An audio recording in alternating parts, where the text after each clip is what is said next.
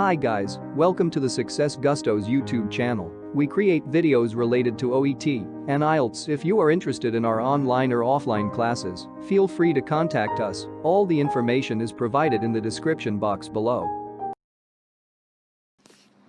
This test has 3 parts. In each part, you'll hear a number of different extracts.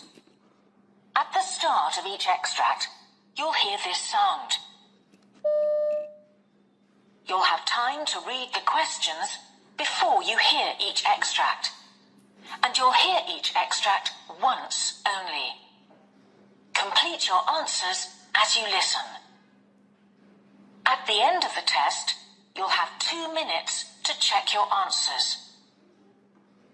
Part A. In this part of the test, you'll hear 2 different extracts. In each extract, a health professional is talking to a patient.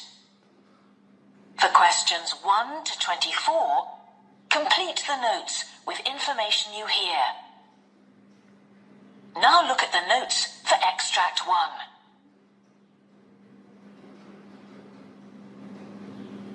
Extract 1.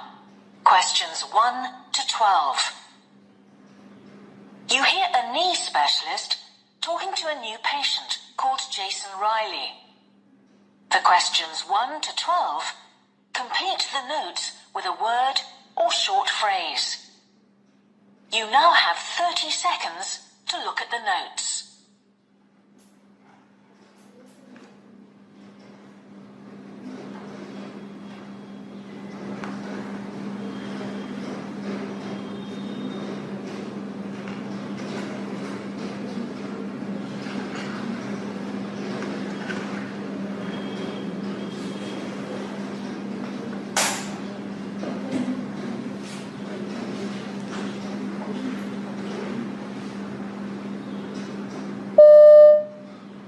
So, Mr. Riley, you've been referred to me because of a problem with your knee, is that correct? Yes, it's my right knee. It's very painful. Okay. I've got some information here from your GP who's treated you for bursitis. But can you tell me about how this developed and what's happened so far? Well, about 2 years ago now, my knee, this knee, swelled up and was really big.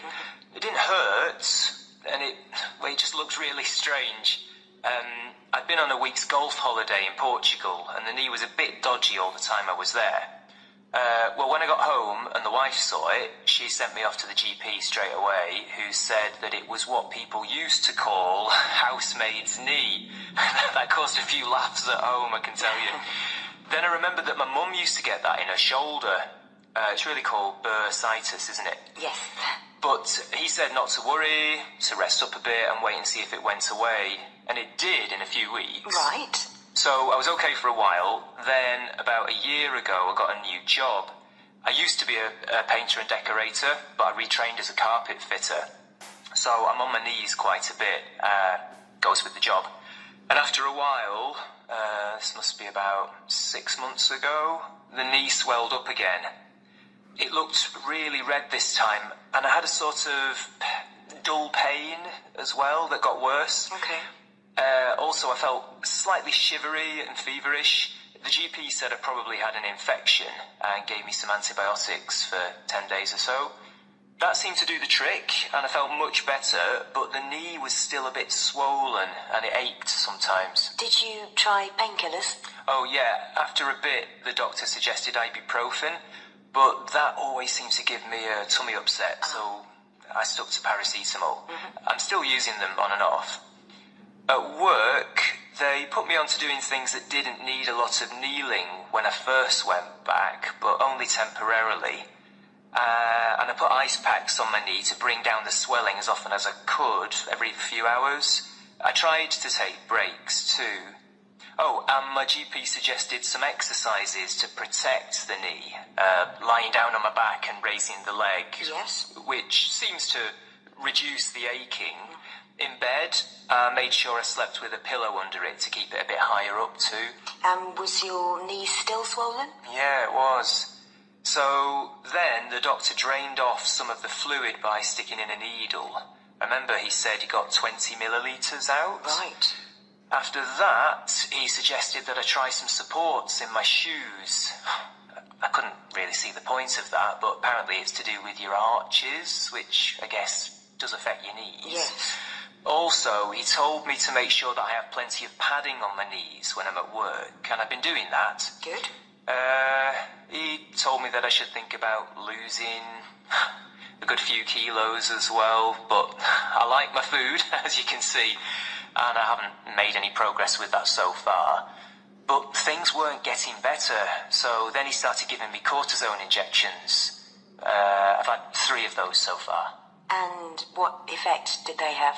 They really helped. Much less swelling, and the pain's better too. But that's the problem. He now says that with those sorts of drugs, you can't have more than 3 of them in the same knee in a year.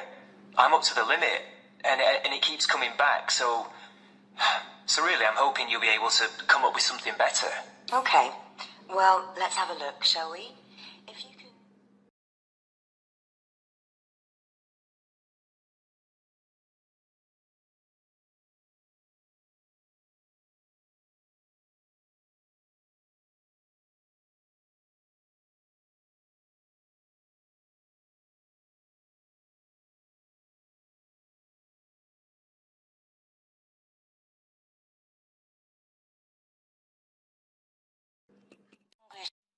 Questions 13 to 24. You hear a neurologist talking to a new patient called Sylvia Gunn. For questions 13 to 24, complete the notes with a word or short phrase. You now have 30 seconds to look at the notes.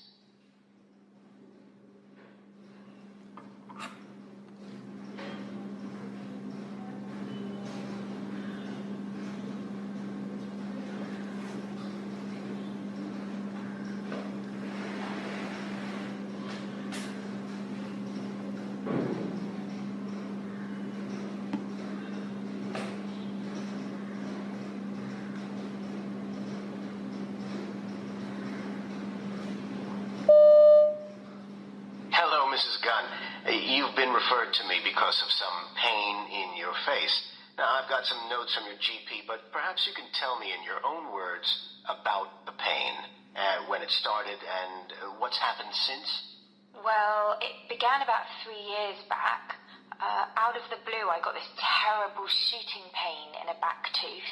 I've never felt anything like it before in my life. See, it was a tooth I'd had a nasty abscess on a few years before, and I assumed that it had got infected again. Anyway, I went off to the dentist as soon as I could get an appointment. So he did some x-rays, but he couldn't find anything wrong, which was very strange. Was the pain continuous, and did anything in particular trigger it? It came and went, and it lasted just a minute or so each time, but it really got bad when I brushed my teeth. I always use an electric toothbrush. They're so much better than the usual sort, but I didn't like that one little bit. I even tried to persuade the dentist to whip the tooth out there and then, because I was so sure that that was the problem. But he told me he was pretty sure there was nothing wrong with my teeth at all, and I ought to see my GP. And your GP has diagnosed trigeminal neuralgia? Well, first of all, the GP told me to try painkillers. That was to exclude things like a migraine, I think, but the pills, they didn't have any effect at all. So then he sent me off for a CT scan, because he said it might be a very bad case of sinusitis. I'd had that before when I was a teenager. Or he said even nerve damage, but that was all negative too. So then after all that, the GP eventually put me on an anti-epilepsy drug, which seemed to help. I see. So how is it now? Well, the pain sometimes goes away for weeks at a time, but then it can come back a dozen times a day. Fortunately, I get a tingling feeling in my jaw when it's going to start, which I can recognize as a sign, so at least I get a bit of warning before the pain comes on properly, and I can try to find somewhere quiet to sit down. But the pain has now begun to spread? Yes. It started to happen in my eye, too, on the same side as the tooth. I was doing okay until the firm where I work moved to a new office. It's a lovely new building, and everything was fine at first until about 3 months ago when the weather started to improve and they turned up the air conditioning because lots of people were complaining about being too hot. That's when I started getting pains in the eye, and I'm pretty sure it's connected. But the system's the same all over the building, and it's not as if I'm sitting in a draft, so there's not much I can do about it. I've tried wearing glasses all the time, and that seemed to help a bit, at least at the beginning. And these pains in the eye, tell me how long they last and how often you get them. It's getting worse and worse. Over the last fortnight, it's been every day, and sometimes every hour, and it's really excruciating. It's getting me down, and I've started losing weight too, what with the worry and the pain, and I've had to give up my yoga class, which I loved, because you never know when the pain's going to come on. And, well, that's making me feel very isolated. I really hope you can do something more for me, Doctor.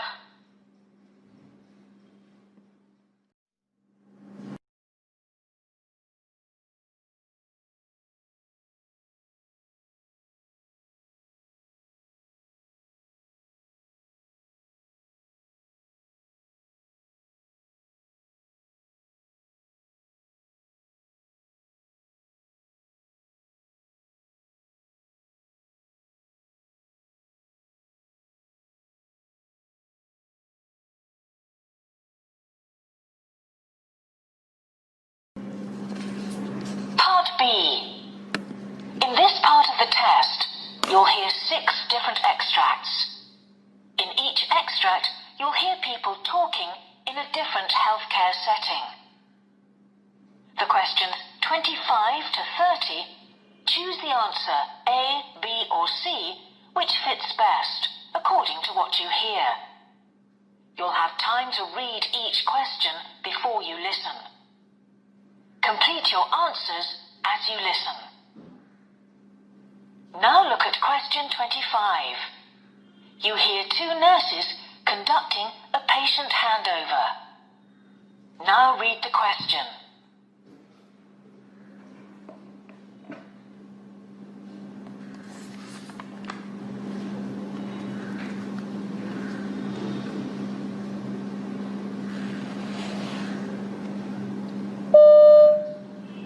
Mrs. Garner's a 73-year-old who came in because of an exacerbation of COPD.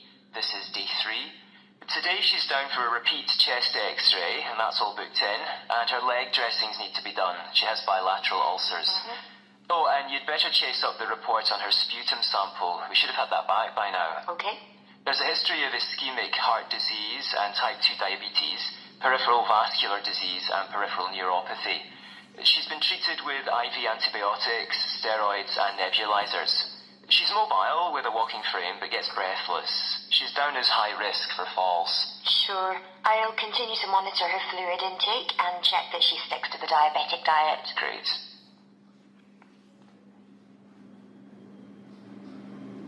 Question 26.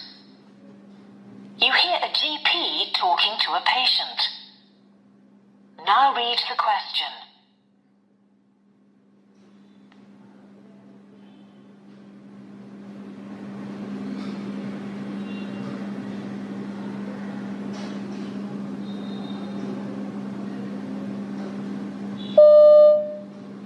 So, shall we have a look at your blood test result? So, what we're testing for is the level of hemoglobin in your blood. And just to show you, the normal range for women is between 11.5 and 16 grams per deciliter.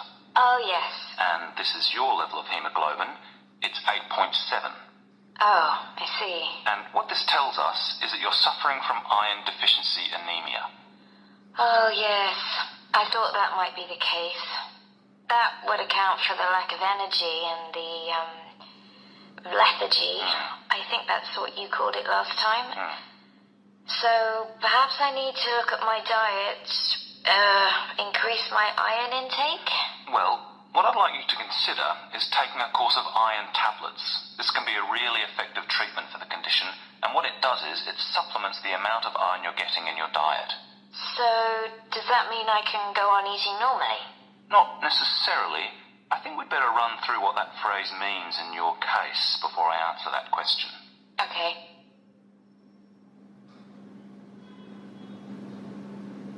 Question 27. You hear a senior nurse briefing a colleague about working in the recovery room. Now read the question.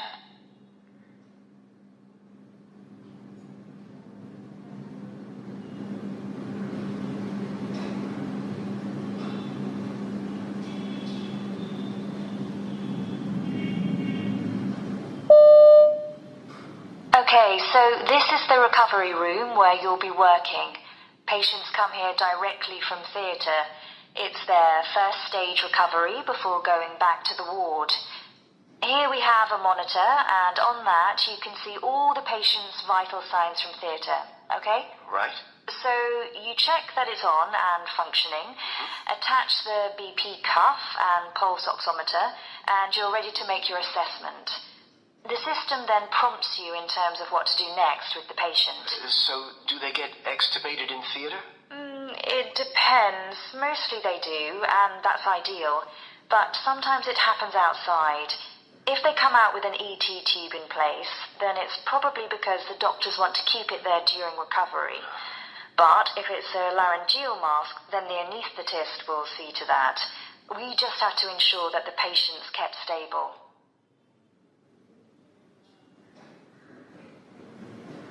Question 28. You hear a dentist talking to a patient. Now read the question.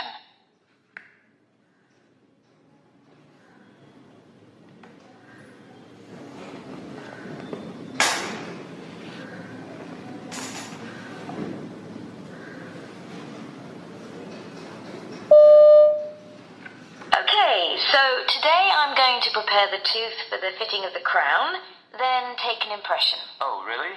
I thought I was having the tooth filled. Have I got the wrong end of the stick then?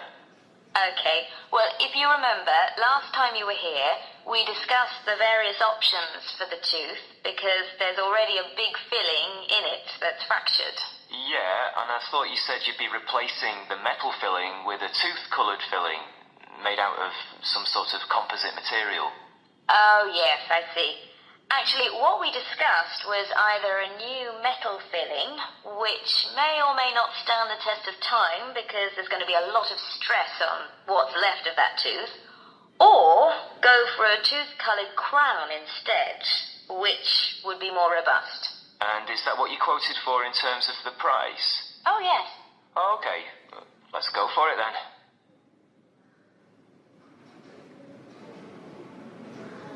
Question 29. You hear a triage nurse in the emergency department talking to a doctor. Now read the question.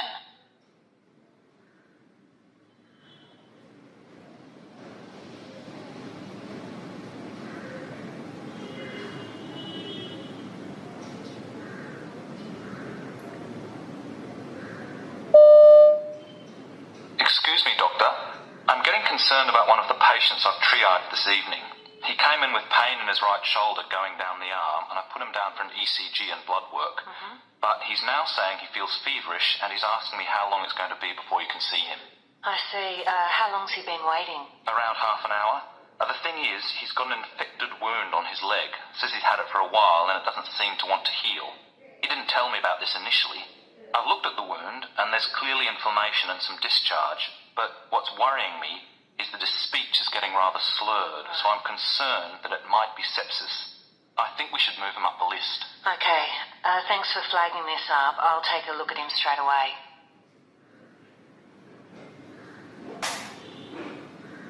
Question 30. You hear an eye surgeon briefing some new staff at the eye clinic. Now read the question.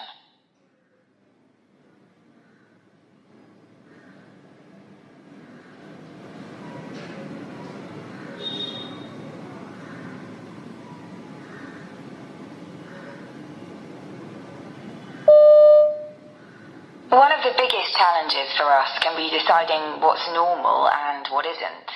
Looking at the back of people's eyes, as we do all day, what strikes you is the enormous variety of shapes and sizes you see there. The optic nerve may be oval, it may be round, or it can be irregular in shape, and all of that can be perfectly normal.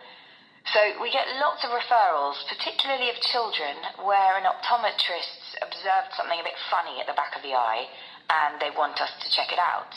Well, that's fine. If they err on the side of caution, that's better than missing things. And from our point of view, it's all worthwhile. After all, it's only by looking at a great many healthy eyes that you learn to diagnose the problems that we need to deal with.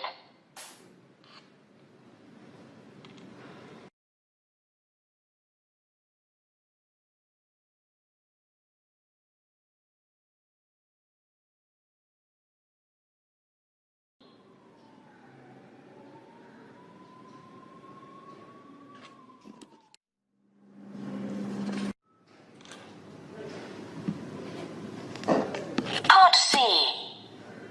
In this part of the test, you'll hear two different extracts.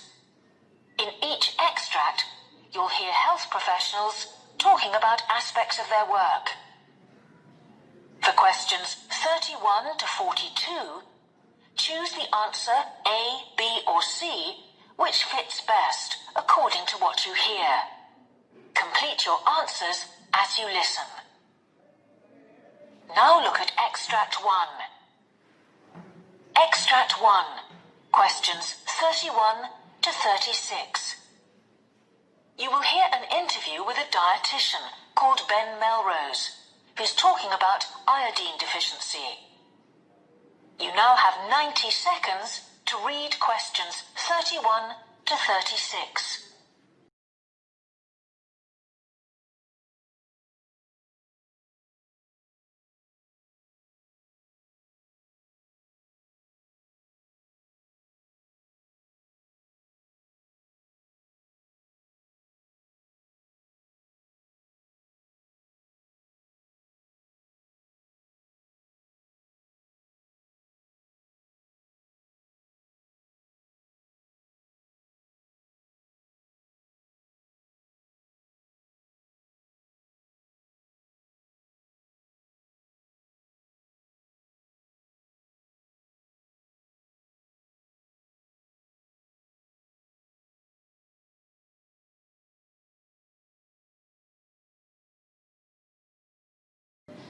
My guest today is a dietitian called Ben Melrose, and today we're going to be talking about iodine deficiency and some of the medical consequences of that.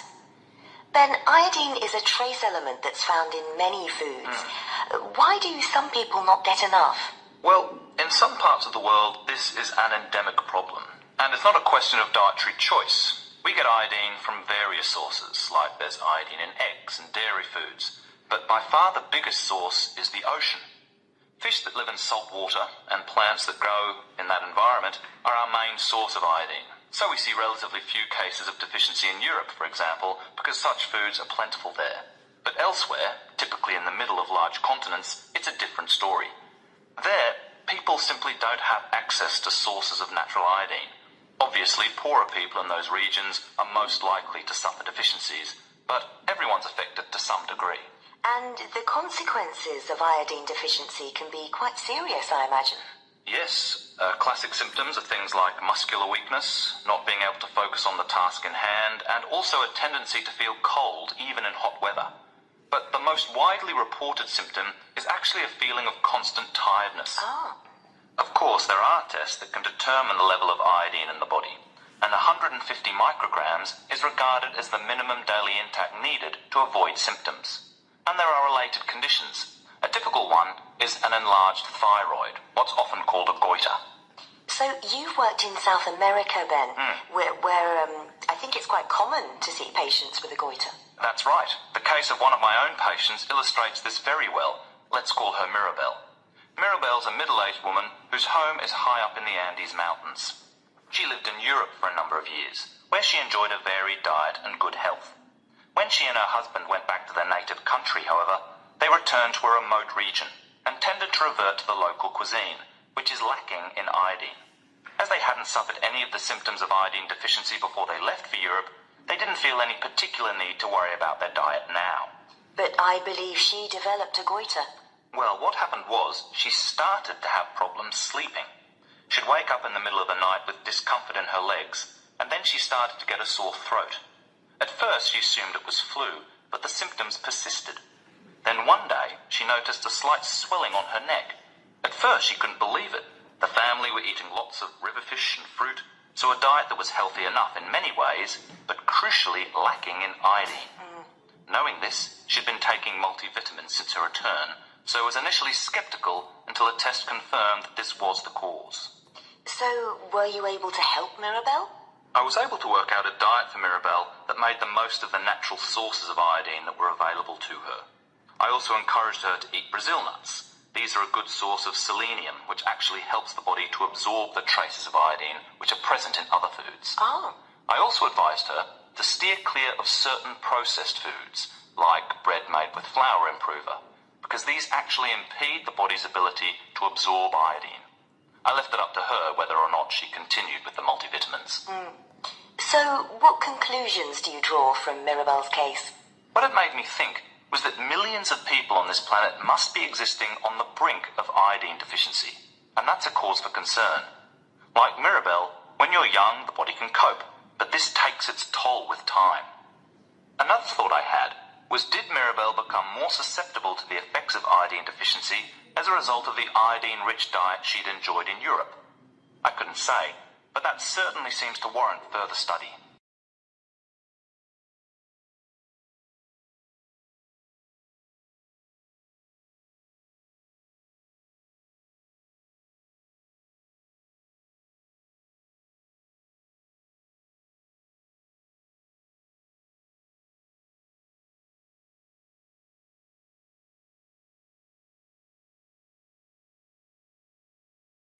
Questions 37 to 42. You will hear a plastic surgeon called Norma Woolston giving a presentation about surgical treatment for a condition called Dupuytren's contracture.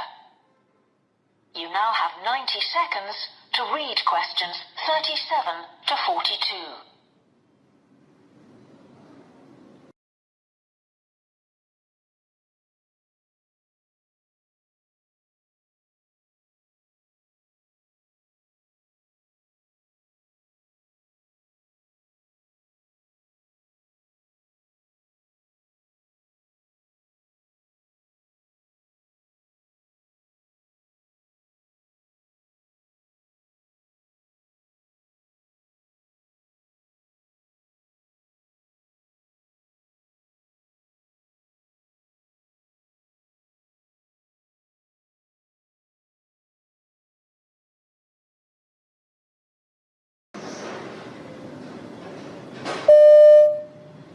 My name's Norma Woolston, and I'm talking today about surgery for a condition called Dupuytren's contracture, with a particular reference to a case I treated recently.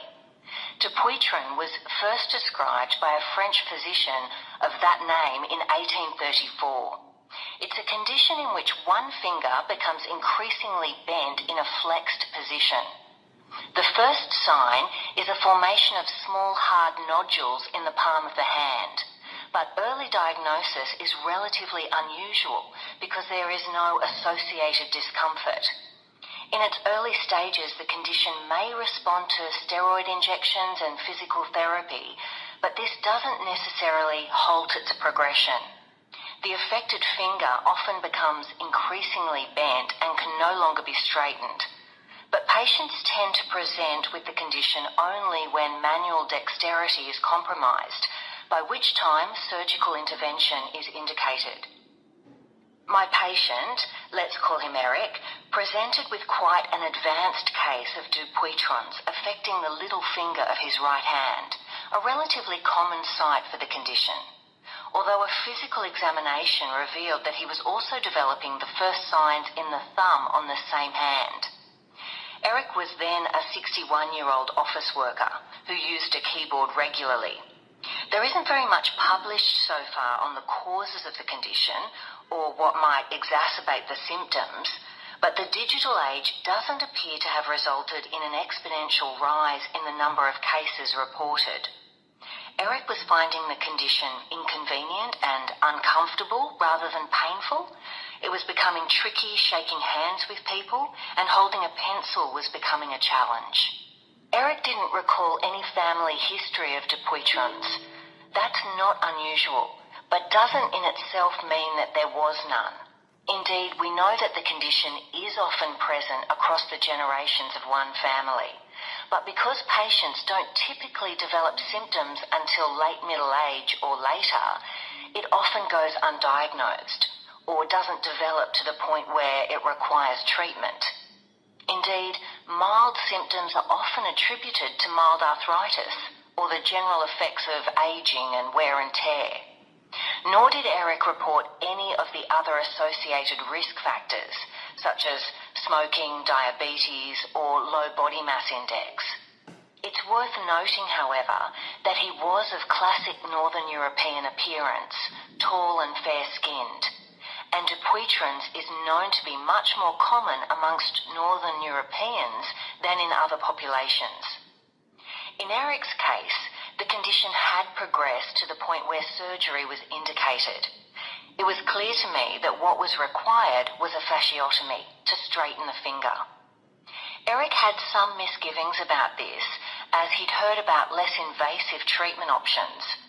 But I explained to him that, taking into account the extent of development of the diseased tissue and the specific site, this was the only option, and he agreed to go ahead with the procedure.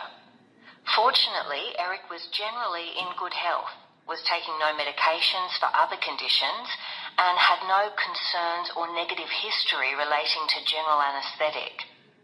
This was much the preferred option because, although the surgery isn't lengthy, usually between 30 and 40 minutes, it does call for a complete immobilization of the hand. After the procedure, Eric was using a sling and pillows at night to hold the wound site high up and so prevent a build-up of fluids. I'd explained that wearing a sling when out and about also provides a degree of general protection. It's a remarkably effective way of signalling to other people to keep their distance, as the hand is very sensitive to knocks. But actually, he'd taken plenty of time off work, so this hadn't been a problem for him. Indeed, when I saw Eric at the follow-up appointment, the wound was healing well. His notes showed, however, that the sutures hadn't all fully dissolved after surgery, and that this had been a source of discomfort. Worried that perhaps there was an infection, he'd consulted a nurse, who'd removed them and also taken the opportunity to excise some excess scar tissue, which had formed at the site. I reassured him that this was by no means unusual and wasn't a cause for concern. I was pleased to see that when he returned for the final consultation, Eric's wound had generally healed well. As is the case with many Dupuytren's patients, however, Eric volunteered that, despite my careful explanation at our first consultation about the treatment and recuperation period, he'd entirely underestimated the impact of the surgery on his daily life and how long the disruption would continue. That said, his finger is now much straighter. This treatment for Dupuytren's never completely straightens the finger, nor restores full use, but he'd been aware of that from the outset and had no complaints on that score. So far, apart from the initial indications in his thumb, there is no sign of recurrence, although this is relatively common, especially over time. I reflected, however, that perhaps being very familiar with the condition and having performed this kind of surgery many times, I hadn't made it clear enough to Eric exactly what to expect after the surgery. What Eric's case made me realize is that I